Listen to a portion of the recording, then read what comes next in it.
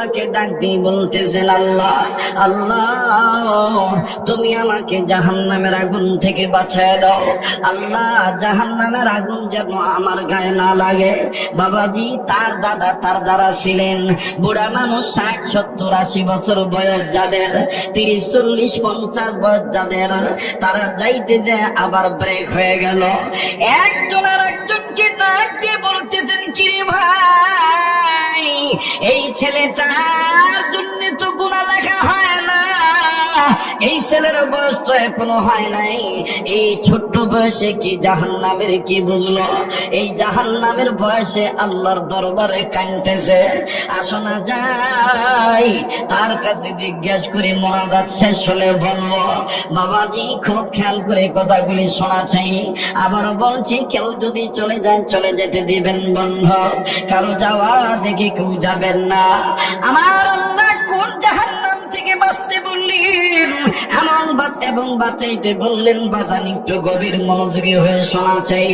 এই ছোট্ট সন্তান আলী আসগর মোনাজাত শেষ করার পরে এবার জমিনে আমার বন্ধুগণ গড়াগড়ি ফাটতেছে আর কান্দার ডাক দিয়ে বলতেছেন, আল্লাহ আল্লাহ তুমি আমাকে জাহান্নামের আগুন থেকে বাঁচিয়ে দিও। আল্লাহ আমার শরীরে যেন জাহান্নামের আগুন না লাগে। ও আল্লাহ,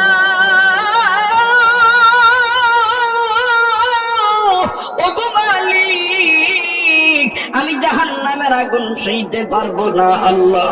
বাবাজি গড়াগড়ি পারতে পারতে যখন কান্নাকাটি শুরু করে দিয়েছে, এক পর্যায়ে মুরব্বীরা ভিতরে ঢুকলো। মুরব্বীরা ভিতরে ঢুকে ছেলেটাকে আস্তে করে বারান্দায় বসাইলো। বসাইয়া চোখের পানি মুছায় দিয়ে বলে, বেটা তোমার উপরে তো নামাজ ফরজ হয় নাই, এখন তো তোমার পক্ষে বা বিপক্ষে ফেরেশতারা কলম ধরে না। হ্যাঁ হ্যাঁ, নেকের কাজের পক্ষে থাকলে ফেরেশতারা কলম ধরে, কিন্তু গুনাহ তো তোমার আমলনামায় এখনো হয় নাই। তোমার উপর তো নামাজ ফরজ হয় নাই, এমনকি তুমি তো বালেগ হও নাই, তুমি তো না বালিগ। এই ছোট্ট বয়সে তুমি জাহান্নামের কি বুঝে কান্দো? আমার বন্ধুগণ আলী আসগর কান্দার ডাক দিয়ে বলতেছেন, মুরব্বীরা আপনাদের বয়স আমার চাইতে অনেক বেশি, আমি কান্দি কেন জাহান্নামের আগুন থেকে বাঁচার জন্য জানেন নাকি? আমি 2 কারণে কান্দি। নাম্বার 1, আমি পবিত্র কোরআন কারীমের কিছুটা হলো তরজমা জানি। আল্লাহু আকবার, আসতে বললেন। আল্লাহু আকবার, আসতে বললেন।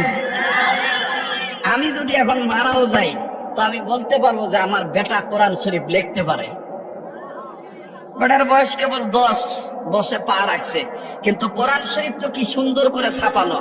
আমার বেটাকে যদি বলেন, দাদা বলেন আর যাই বলেন, একটু লিখে দাও তো, একেবারে হুবহু হারফান হারফান একেবারে যা আছে সব সুন্দর করে দিবে, হাত দ্বারা লিখে দিবে।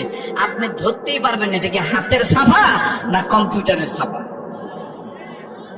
আরো নিজের ভিতরে আরো চিন্তা চেতনা, আলহামদুলিল্লাহ আমার বেটা আয়াতের তর্জমা করতে পারে, ইংরেজিতে কথা বলতে পারে, উর্দুতে কথা বলতে পারে এই ছোট্ট বয়সে। এরকম আপনার বেটা কেন আপনি পারেন না? কথা কয় না। আমি মানুষ, আপনি মানুষ না বাবা? কথা কেন আপনি মানুষ না? এই চিন্তা শক্তিটা বোঝাবার জন্যই এই ন্যাশনাল মাদ্রাসা প্রতিষ্ঠা করা। কথা বলেন ঠিক কিনা? মানুষকে দামি মানুষ হতে হবে দুনিয়া এবং আখিরাতে। আর মানুষ যদি দুনিয়া আখিরাতে দামি হতে চায়, জাগতিক শিক্ষা দিয়ে দামি হতে পারবে না। আমার বন্ধুগণ, কোরআন সুন্নাহর শিক্ষায় শিক্ষিত হতে হবে। এখন এই কোরআন সুন্নাহর শিক্ষা শিক্ষিত হতে গেলে আলেম হতে হবে না, এটা ভুল বুঝবেন না। তলাবুল ইলমি ফারিদাতুন আলা কুল্লি মুসলিম, মানে যতটুকুন অর্জন করা ফরজ এতটুকুন আল্লাহ পাক বলে দিয়েছেন, নবী বলেছেন যে যেটা না জানলে তোমার নামাজ হবে না, যেটা না জানলে তোমার গোসল হবে না, সেটা তোমার উপর জানা ফরজ। এখানে আলেম হইতে হবে এটা বলেন নাই, মুফতি হইতে হবে এটা বলেন নাই।